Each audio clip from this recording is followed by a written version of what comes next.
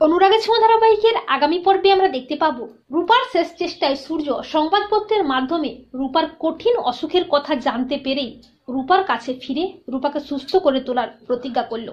হ্যাঁ বন্ধুরা, আমরা এমনটাই দেখতে পাবো অনুরাগের ছোঁয়া ধারাবাহিকের আগামী পর্বগুলোতে। রূপা সকলের অজান্তে অর্জুনের ফোন থেকে রিপোর্ট দেখে জানতে পারে যে তার শরীরে এক কঠিন রোগের বাসা বেঁধেছে। সে আর বেশি দিন বাঁচবে না, সে মাত্র 6 মাস বাঁচবে। তখন রূপা চিন্তা করতে থাকে তার মা ও হিংসুকুটিকে কে দেখবে। রূপা দীপার কাছে যখন জানতে চায় যে তার বাবা কবে ফিরবে, তখন দীপা বলে তোদের বাবা আর কখনো হয়তো ফিরবে না।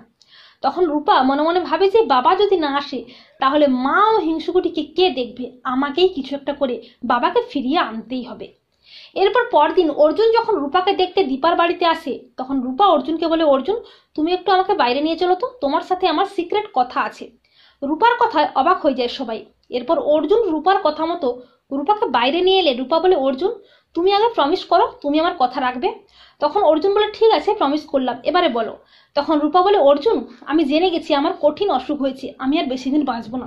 তা শুনে চমকে ওঠে অর্জুন। অর্জুন বলে, এসব কি বলছে রূপা? তখন রূপা বলে, অর্জুন বাবাকে যেভাবেই হোক ফিরিয়ে আনতেই হবে, বলো তুমি আমার কথা রাখবে?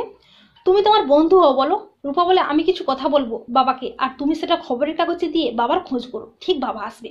আর অর্জুনও রূপার কথা রাখতে সাংবাদিকের সাথে যোগাযোগ করে রূপার ছবি দিয়ে রূপার কিছু কথা লিখে সূর্যের খোঁজ চালায়।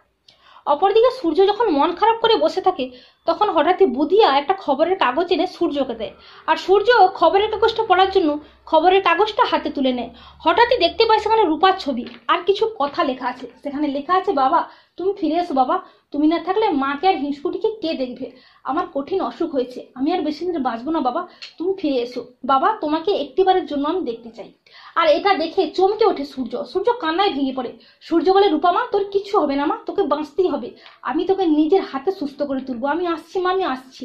এই বলে সূর্য রূপার কাছে ফিরে আসার সিদ্ধান্ত নেয় এবং রূপাকে সুস্থ করে তোলার প্রতিজ্ঞা করে। তো বন্ধুরা, তোমরা এটাই চাও তো যে সূর্য যেন সংবাদপত্রের মাধ্যমে বা যেভাবেই হোক রূপার কঠিন রোগের কথা জানতে পেরে রূপার কাছে ফিরে আসার সিদ্ধান্ত নেয়? কমেন্ট করে জানিয়ে দাও তোমাদের মতামত।